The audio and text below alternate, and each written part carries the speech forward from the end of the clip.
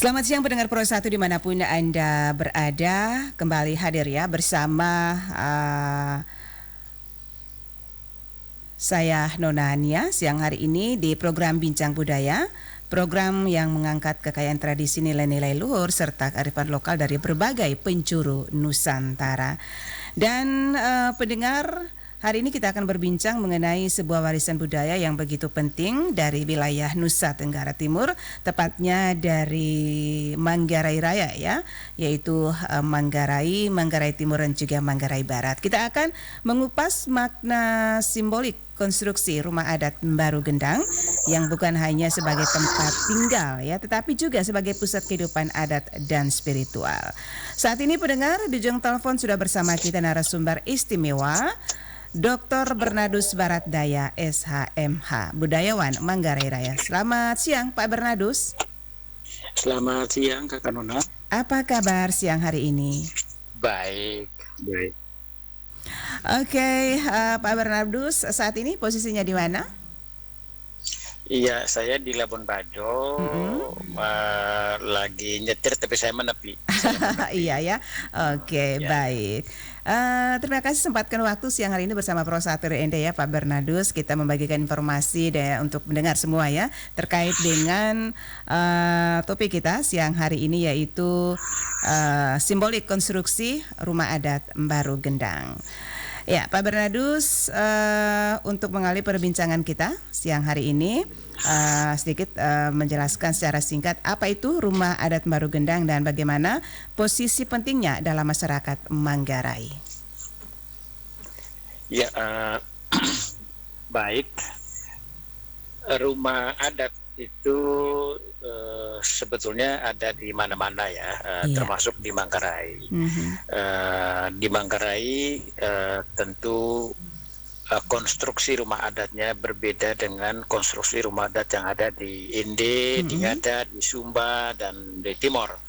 Nah, di Manggarai Raya konstruksi rumah adatnya umumnya kerucut ya dan bulat tinggi. Di Manggarai sendiri sebetulnya ada beberapa versi ya, karena di Manggarai itu walaupun Manggarai Raya tapi agak berbeda-beda. Misalnya di Manggarai Barat itu sedikit berbeda dengan Manggarai Tengah. Kalau Manggarai Tengah itu beberapa perkampungan adat seperti di Todo Pongkor, seperti di Rutiang Puu, dan juga di Berbo itu rata-rata konstruksinya hampir sama, bulat, kerucut, kemudian berkolong. Kalau di Manggarai Barat itu kolongnya lebih tinggi, ukuran tingginya itu anak tangganya berjumlah 7 ya, itu artinya cukup tinggi, kurang lebih 2 meter. Nah, kolong yang 2 meter itu memungkinkan warga untuk bisa beraktivitas setiap hari di bawah kolong rumah adat. Jadi rumah adat itu bisa digunakan baik di kolongnya maupun di atasnya. Bahkan di Kempo, rumah berkolong ini, dapur misalnya itu di bawah ya, di tanah. Dan aktivitas di bawah kolong itu justru lebih bebas gitu, karena tingginya di atas kepala manusia rata-rata. Nah, tetapi bahwa di Manggarai secara umum konstruksinya hampir sama, ya, kerucut tinggi ya, kemudian bulat, dan atapnya yang paling dominan itu atap ijuk. Ya, tapi ada juga rumah adat yang campuran antara ijuk dengan daun alang-alang, itu bisa dicampur. Selain daun alang-alang juga masih ada beberapa jenis daun yang juga dipakai oleh, misalnya daun rotan, itu juga sering kali dipakai di kampung-kampung untuk memberi atapan bagi rumah-rumah zaman dulu. Memang saat ini orang kemudian sudah melakukan modifikasi terhadap rumah adat, misalnya atap. Rata-rata rumah-rumah adat yang ada di tiap-tiap kampung di Manggarai itu rata-rata sekarang menggunakan zinc ya, atau aluminium ya. Pertimbangannya mungkin karena dari segi kepraktisan ya agak lama dipakai, Kemudian potensi kebakarannya juga rendah ya, dibandingkan dengan rumah ijuk yang potensinya kebakarannya tinggi. Iya. Nah, itu saja sih pertimbangannya. Tapi dulu sebelum ada bahan sing, ya semua rata-rata rumah adat itu pakai ijuk gitu. Dan ada beberapa kampung di Manggarai yang saat ini masih mempertahankan bentuk lama, yaitu atapnya terbuat dari ijuk, ya. Nah, seperti di Berbo itu paduan antara ijuk dan alang-alang. Dan itu masih dipertahankan sampai sekarang. Kemudian di Kempo ada perkampungan adat Terangat yang juga masih mempertahankan keaslian, yaitu atapnya semua terbuat dari ijuk, kemudian bahan-bahan kayu, ya, dan modelnya juga sama, bulat. Kampungnya bulat, rumahnya juga bulat gitu. Nah, bulat itu tentu punya simbol. Mengapa tidak persegi empat? Mengapa tidak dua air? Mengapa harus bulat? Ya, tentu banyak sekali makna yang ada di balik bentuk rumah yang bulat itu. Misalnya bentuk bulat itu menunjukkan persatuan, menunjukkan bahwa persatuan itu tidak memandang segi, ya. Bulat itu menunjukkan keutuhan, menunjukkan satu kesatuan, menunjukkan bahwa mereka terintegrasi dalam sebuah sistem dan ekosistem yang ada, tatanan masyarakat adat itu. Zaman dulu di Manggarai itu bentuk kampung pun juga bulat. Atau orang sebutnya Leo itu bulat. Bulat itu menunjukkan sekali lagi persatuan dari satu komunitas adat tertentu. Dan semua pintu-pintu rumah yang mengitari kampung adat itu menuju ke Compang. Compang itu adalah pusat, dan biasanya Compang itu ada di tengah-tengah kampung. Bentuk rumah pekerangannya pun juga seperti lodok, jadi dia seperti sarang laba-laba. Pusatnya adalah Compang. Compang itu mesbah, ya, tempat tempat menyimpan beberapa sesajen untuk para leluhur dan sang pencipta. Dan semua rumah-rumah yang mengitari Compang itu pintunya menghadap ke Compang, karena Compang itu sebagai sentral. Ada filosofi orang Manggarai itu ada seperti 5 Pancasila. Nomor 1 itu adalah baru Watekayang. Baru itu rumah tempat tinggal. Itu pertama. Itu. Yang kedua adalah natas batelabar. Natas itu adalah halaman, tempat bermain. Kalau ada rumah harus ada tempat natas batelabar, itu tempat bermain, itu halaman, yaitu di tengah-tengah kampung. Yang ketiga itu vai batetiku. Vai itu air, air untuk tempat menimba air sebagai sumber kehidupan yang dibutuhkan oleh manusia. Nah, vai batetiku itu menunjukkan satu kesatuan. Yang keempat itu Compang Batedari. Compang itu adalah misbah tadi, dia letaknya di tengah-tengah kampung. Nah, Compang itu tempat untuk persembahan, untuk memuji para pencipta, ya, sang pencipta dan juga para leluhur, sehingga dia ditempatkan di tengah-tengah. Nah, Compang Batedari itu adalah tempat persembahan, tempat untuk mensyukuri segala sesuatu, rezeki, panen dan seterusnya. Dan yang kelima itu adalah Uma Bateduat. Uma itu adalah kebun, dan kebun itu biasanya ada di tanah-tanah komunal. Jadi 5 ini menjadi satu kesatuan yang utuh bagi budaya adat orang Manggarai. Jadi mulai dari baru Watekayang atau rumah tempat tinggal sampai dengan kebun yang agak jauh dari rumah. Jadi itu satu kesatuan. Dan mengapa rumahnya cenderung berbentuk bulat dan kerucut? Kemudian sekali lagi bulat itu menunjukkan kebersamaan, ya, kebersatuan, satu kesatuan antara tidak ada yang lebih tinggi, tidak ada yang lebih tetapi semua kedudukan sama. Ketika orang menyelesaikan masalah dan duduk melingkar, maka posisi mereka sama, gitu. Jadi kesetaraan itu juga tergambar dari bentuk kampungnya yang bulat dan juga bentuk rumah yang bulat. Itu. Nah, keadilan itu terlihat juga dalam simbol lodok atau sarang laba-laba yang berpusat pada satu titik. Mengapa di satu titik sebagai sentral itu yang kemudian menjadi compang dan menjadi tempat persembahan? Karena semua harapan-harapan, semua doa-doa dari komunitas masyarakat adat itu tertuju pada satu, yaitu Sang Pencipta. Dan itu tempatnya ada di compang, di tengah-tengah. Jadi selain horizontal juga ada vertikal. Horizontal itu sesama mereka, sedangkan vertikal itu hubungan mereka dengan Sang Pencipta yang mereka sebut sebagai Mori Krayang. Sang Pencipta Atajari Agu Atadedak yang menciptakan awal dan akhir. Lalu di atas rumah adat itu ada dua di situ. Bagi orang Manggarai Tengah, ya, Ruteng, Satramese, atau Dopongkor, itu di atas rumah itu ada ukiran yang terbuat dari kayu dan itu menggambarkan kepala, kemudian ada tanduk, ya, tanduk kerbau biasanya. Nah, itu melambangkan kebesaran, ya, rang, kewibawaan dari pemilik rumah itu kira-kira. Tetapi di Kempo, di Tanah Kempo Manggarai Barat berbeda. Mereka tidak menggunakan kepala binatang dengan tanduknya kerbau, tetapi menggunakan kepala manusia. Di Rangat misalnya dan di Kempo zaman dulu itu di atas puncak rumah itu ada ukiran kepala manusia.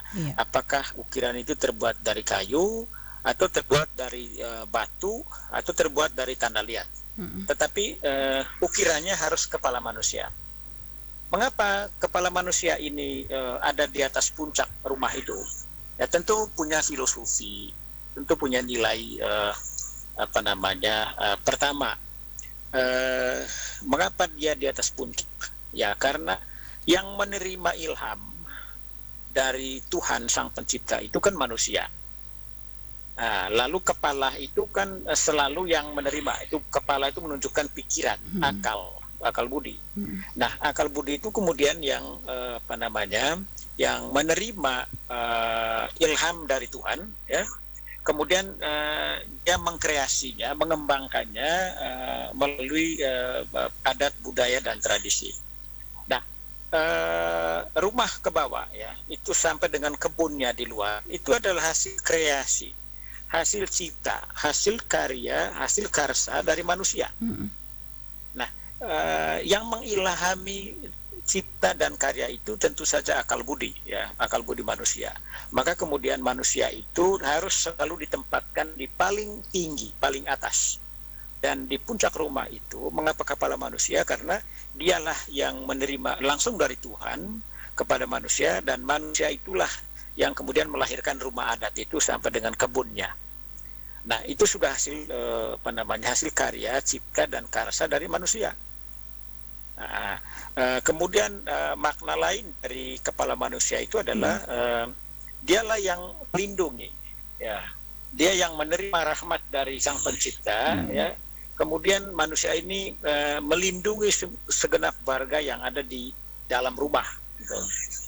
Dialah yang melihat apa tantangan dari luar, apa ancaman-ancaman dari luar, petir misalnya, kemudian angin kencang, hujan lebat, panas terik, dan segala macam. Itu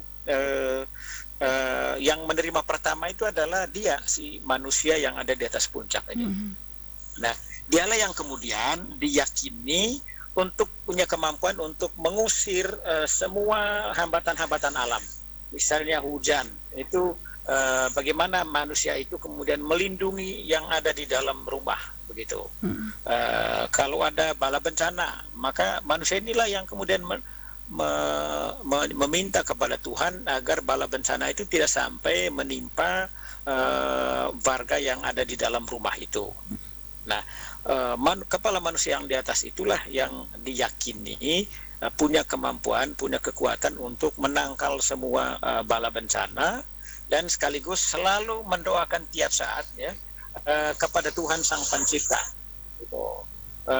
rahmat kesehatan, rahmat rezeki yang mereka terima oleh warganya itu hasil dari doa-doa, permohonan-permohonan yang diwujudkan oleh manusia yang ada di atas rumah itu kepada Tuhan Sang Pencipta. Jadi ada banyak makna atau simbol yang ada di balik kepala manusia yang ada di atas rumah adat itu. Kira-kira gitu untuk sementara. Oke, baik. Ini Pak Bernardus ya, tentunya di rumah adat Baru Gendang ini terdiri dari beberapa struktur ya rumah adat. Kira-kira apa? Mungkin bisa Bapak uraikan sedikit makna dan filosofi dari tiap bagian-bagian struktur rumah adat tersebut. Ya, zaman dulu satu rumah itu biasa ditempati oleh beberapa kepala keluarga. Jadi tidak hanya satu kepala keluarga saja, tapi orang zaman dulu berkecenderungan untuk tinggal bersama-sama. Jadi satu rumah adat itu biasanya bisa 3-4 orang bahkan lebih. Dan pembagian mereka jelas. Itu kan ada bentuknya kan bulat ya. Itu ada lodok-lodok ya. Nah, lodok itu adil mulai dari rumah, di kolongnya, kemudian di belakang rumah dan seterusnya. Jadi itu tanggung jawab. Kalau satu klan misalnya, itu tanggung jawab satu bagian dalam rumah itu. Maka tanggung jawab dia itu mulai dari atap. Kalau misalnya atapnya bocor, maka bagian dialah yang bertanggung jawab untuk menutupi kebocoran atap itu. Dan sampai dengan di kolong dan bahkan sampai dengan kebunnya keluar. Jadi pembagiannya adil ya, karena jumlah sisi yang ada dalam rumah itu sama, tidak ada yang lebih besar, tidak ada yang lebih kecil, semuanya sama.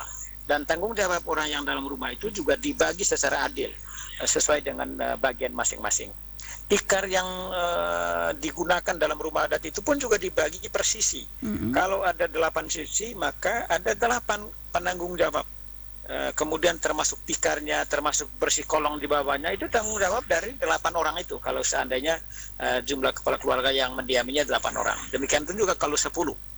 Jadi itu adil. Jadi pembagian bentuk leo itu, bulat itu adil untuk semua. Jadi tidak ada yang lebih besar, tidak ada yang lebih kecil. Semua seimbang, mulai dari atap, bagian di dalam, kemudian bagian di bawah kolong dan seterusnya ke belakang ya. Adil gitu.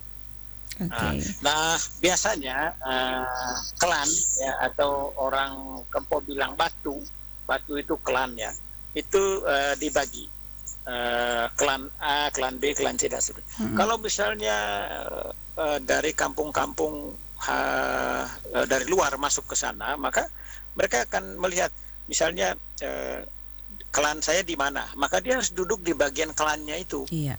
Jadi karena di dalam rumah itu sudah dibagi klan A di sini, klan B di sini, klan C di sini dan seterusnya. Sehingga tamu-tamu mereka pun juga duduk seturut klan yang ada. Oke. Itu. Jadi pembagiannya adil. Oke. Nah, kira-kira struktur rumah adat ini mempresentasikan hubungan antara manusia dengan leluhur dan alam semesta dalam pandangan spiritual masyarakat Manggarai ini seperti apa, Pak? Ya, betul sekali. Bahwa baik vertikal maupun horizontal. Nah, yang horizontal ini tentu bagaimana menciptakan keseimbangan atau balance antara sesama manusia, kiri kanan ya. Lalu dengan Tuhan tentu saja yang vertikal ya, dari atas ke bawah.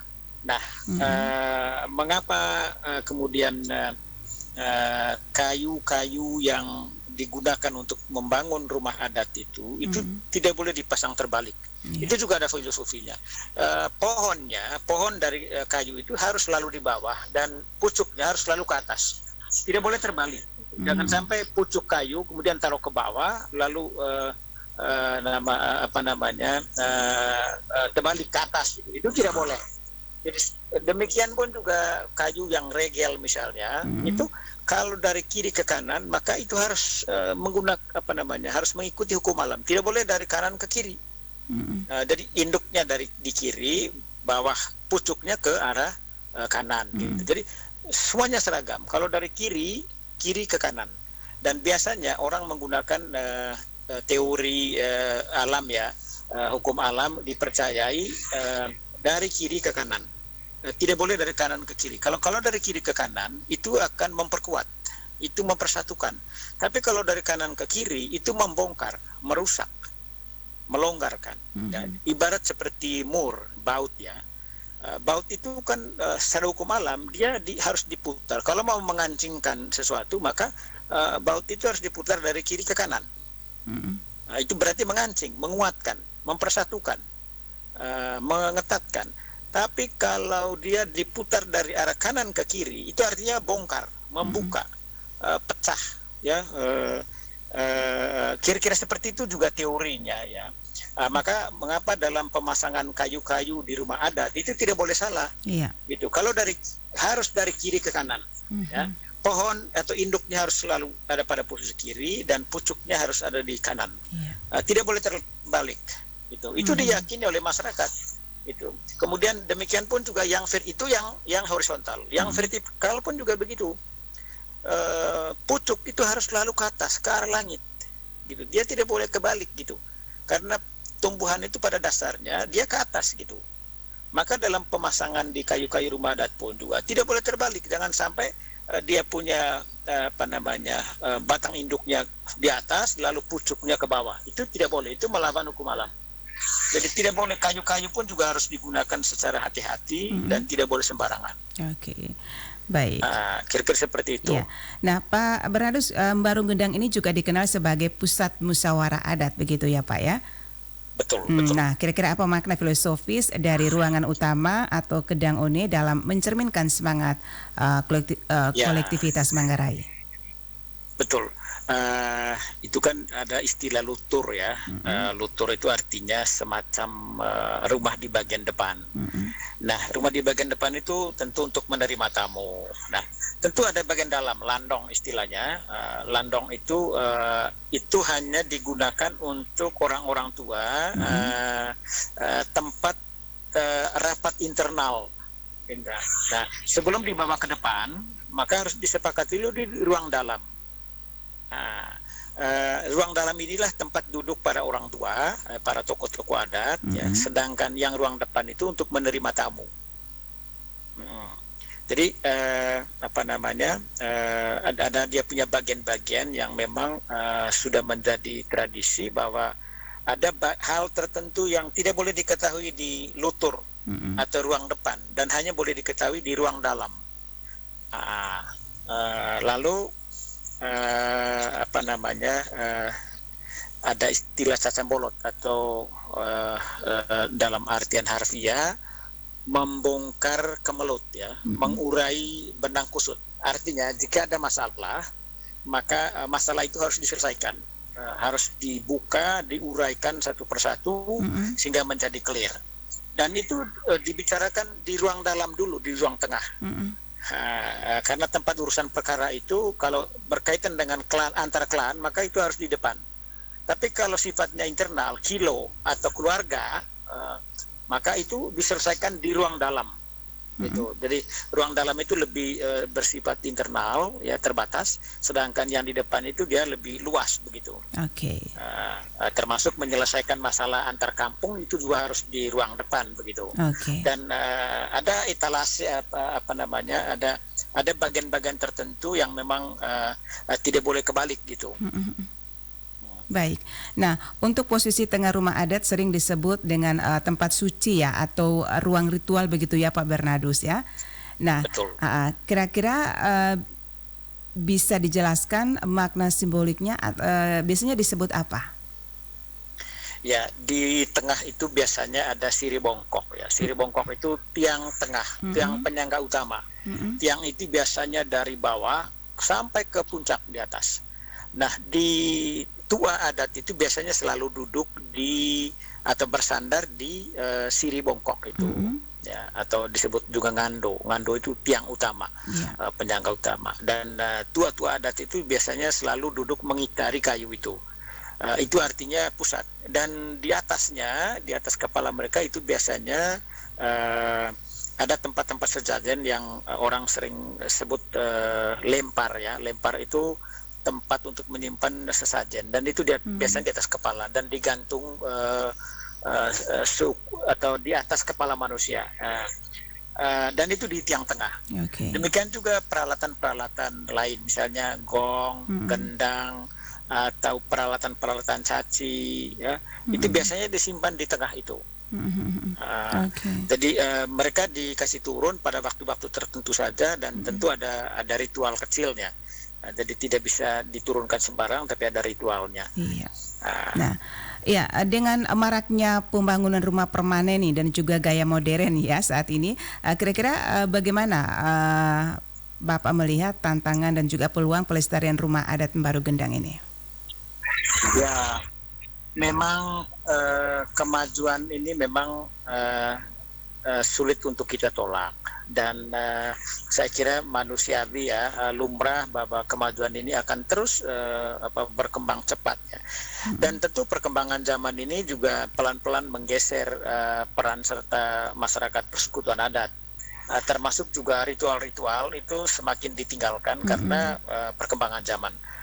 Banyak sekarang generasi yang tidak paham lagi tentang adat istiadat, yang artinya kalau tidak ada pelestarian, upaya-upaya bersama untuk melestarikan budaya, seni, tarian, dan pernik-pernik adat yang lain, maka suatu ketika adat istiadat ini juga akan hilang. Sekarang ini menurut saya upaya yang paling penting dilakukan oleh semua pihak adalah bagaimana budaya-budaya ini terus dilestarikan. Maka itu sebenarnya merujuk juga kepada bagaimana upaya bersama untuk melestarikan nilai-nilai budaya. Gitu. Nah, sebab tanpa upaya pelestarian ini, maka budaya kita akan lambat laun akan hilang.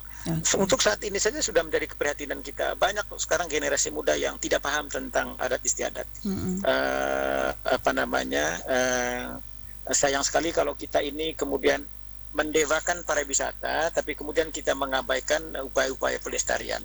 Akhirnya pariwisata kita kemudian mengeksploitasi budaya. Dan saya kira pada titik ini saya seorang yang memerhatikan masalah budaya ini tidak setuju sebetulnya terhadap konsep pengembangan pariwisata.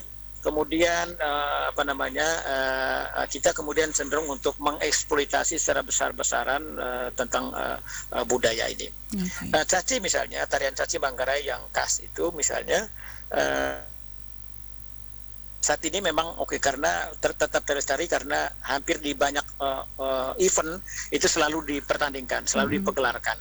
Ini salah satu bentuk cara untuk mempertahankan, juga cara untuk bagaimana membuat generasi kita mencintai tarian caci itu. Tetapi di sisi yang lain ada kecenderungan untuk mengeksploitasi budaya caci ini. Misalnya pegelaran caci baru dilakukan ketika orang bayar. Jadi kalau bule bayar dengan mahal baru mereka peragakan. Artinya apa? Secara tidak sadar sebetulnya kita menjual ini untuk kepentingan pariwisata. Kalau omong pariwisata ya tentu omong tentang ekonomi, omong tentang duit gitu. Nah karena itu okelah, kita memang harus mempromote kita punya budaya termasuk tarian caci itu, tapi promosinya ya jangan semata-mata untuk kepentingan mendapatkan uang, tapi bagaimana untuk kepentingan pelestarian budaya itu sendiri. Demikian juga ritual-ritual yang lain menurut saya jangan hanya dipegelarkan hanya untuk menyenangkan tamu, tetapi kemudian bergeser itu kemudian menjadi tidak bermakna. Misalnya bagaimana perempuan dalam tarian caci itu diberi ini untuk memukul. Ini kan menurut saya kurang bagus karena dalam tradisi Manggarai caci itu bukan untuk perempuan. Ada peran serta perempuan dalam caci. Misalnya dalam membunyikan gong dan gendang itu perempuan yang ini. Tapi dia tidak boleh memegang vado atau larik atau cambuk, apalagi memukulnya. Itu tidak boleh karena itu kelaki-lakiannya dalam tarian itu juga kental gitu. Karena itu tari perang. Perempuan hanya mensupport ya melalui apa? Melalui nyanyian-nyanyian, melalui musik-musik gendang, gong dan seterusnya. Di situ peran perempuan. Mereka tidak boleh masuk dalam medan dan apalagi mencambuk. Demikian juga topi. Banyak salah kaprah ketika ada tamu kementerian dari Jakarta misalnya datang ke Manggarai, kemudian ada topi rea, ya topi khas adat kita yang kemudian dikenakan kepada tamu perempuan. Ini juga tidak boleh, karena topi itu bukan untuk perempuan. Kalau perempuan itu Bali Belo, bukan topi. Jadi kalau dia diberikan penghargaan dengan mengenakan Bali Belo, oke, pas itu, karena memang Bali Belo itu memang untuk perempuan, bukan untuk laki-laki. Itu. Jadi demikian pun juga topi. Nah, tapi kan seringkali kita salah kaprah, termasuk juga pemerintah ya dalam seremonial penerimaan tamu adat itu kadang-kadang mengenakan topi kepada tamu perempuan. Ini tidak boleh gitu. Jadi karena itu harus memperhatikan juga hal-hal seperti ini. Oke. Baik, Pak Bernardus, terakhir di akhir kebersamaan kita di perbincangan siang hari ini, kira-kira apa pesan moral atau nilai kehidupan yang bisa dipetik untuk generasi muda Manggarai dan juga simbolisme rumah adat Baru Gendang ini, dan juga apa pesan atau Bapak harapkan ya dari pemerintah daerah dan juga masyarakat adat dalam menjaga keberlanjutan rumah adat ini sebagai identitas budaya Manggarai? Ya, betul. Terima kasih Kak Nona. Kita berharap kepada pemerintah pertama, bagaimana pariwisata kita harus berbasiskan nilai-nilai tradisi, harus berbasiskan pada budaya, gitu.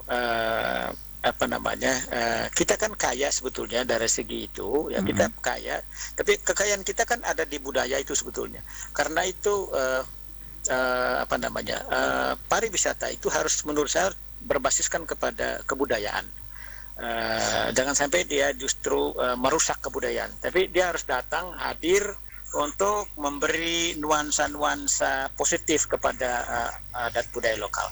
Dan pemerintah dalam hal ini menurut saya perlu memberi support, baik itu dalam kurikulum muatan lokal ya, maupun upaya-upaya penghargaan pemerintah terhadap inisiatif-inisiatif komunitas masyarakat adat di kampung-kampung. Misalnya begini, ketika satu kampung A membuat rumah adat, menurut saya pemerintah perlu support ini, karena rumah adat itu menjadi simbol persatuan di satu kampung. Kalau ada rumah adat di satu kampung, maka ada problematik yang ada di kampung itu akan diselesaikan di rumah adat itu. Kalau ada tamu-tamu dari luar, maka orang arahkan ke rumah adat sehingga dia diterima secara adat. Nah, ini kan simbol persatuan sebetulnya. Nah, karena itu menurut saya pemerintah harus hadir. Bentuk dukungan pemerintah terhadap eksistensi budaya itu sebetulnya juga terlihat dari sejauh mana peran pemerintah untuk memberikan supporting kepada masyarakat yang menginisiasi pembuatan rumah adat. Gitu. Bahwa itu inisiatifnya datang dari masyarakat, ya, tetapi kan menurut saya pemerintah perlu juga memberikan sokongan-sokongan kepada masyarakat yang punya inisiasi positif begitu. Itu kan sangat bagus sebetulnya. Kebiasaan di Manggarai kalau bangun rumah adat itu biasanya melibatkan semua anak, baik itu di perantauan, di Jakarta, di Malaysia, di luar negeri bahkan, itu mereka kumpul uang dan kirim ke kampung untuk membangun rumah adat secara bersama-sama. Nah, menurut saya pemerintah harus ambil bagian juga dalam hal ini, sehingga masyarakat juga merasa bahwa pemerintah pun mensupport hal-hal positif yang seperti itu. Demikian pula dalam berbagai event-event, ya kiranya ya kebiasaan-kebiasaan dulu yang biasanya dulu kan pemerintah biasa buat sayembara, memperagakan tarian-tarian adat dan seterusnya. Saya kira momentum seperti ini juga bagian dari upaya untuk melestarikan budaya itu. Gitu. Jangan sampai kita hanya getol untuk memberikan sokongan kepada jazz internasional. Di Labuan Bajo kan ada pegelaran internasional jazz ya di Golomuri. Itu kan musik-musik yang modern, yang ya oke lah itu kita ini, tetapi yang lupa yang tradisional pun juga harus disupport oleh pemerintah. Gitu.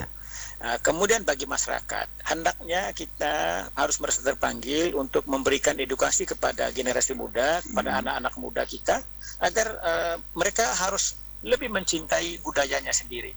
Jangan sampai mereka boleh hebat dalam bahasa Inggris, tetapi mereka lupa bahasa ibu. Mereka jago bahasa Jerman, tapi mereka sudah tidak tahu menggunakan bahasa-bahasa ibunya sendiri. Nah, ini kan menurut saya tidak boleh.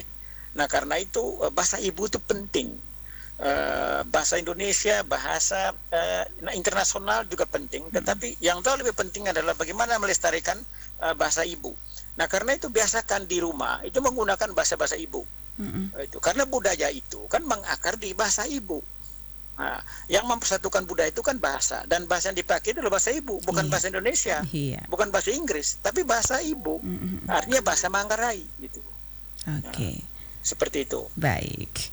Iya, luar biasa. Terima kasih Pak Bernardus, informasi terima kasih, dan penjelasan sangat kaya ya, dan mencerahkan untuk kita semua siang hari ini. Semoga bahasan hari ini menjadi inspirasi bagi kita semua untuk terus mencintai dan melestarikan budaya lokal. Terima kasih sekali lagi Pak Bernardus, salam sukses. Terima kasih. Iya, selamat siang. Pendengar Pro 1 dimanapun Anda berada, demikian perbincangan kami ya. Di Bincang Budaya hari ini bersama Bapak Dr. Bernardus Baratdaya SHMH, budayawan Manggarai Barat. Saya Nona Nia undur pamit dari ruang dengar Anda. Tetap di Pro 1 RRI karena budaya adalah identitas dan identitas adalah jati diri bangsa. Sampai jumpa dan salam budaya.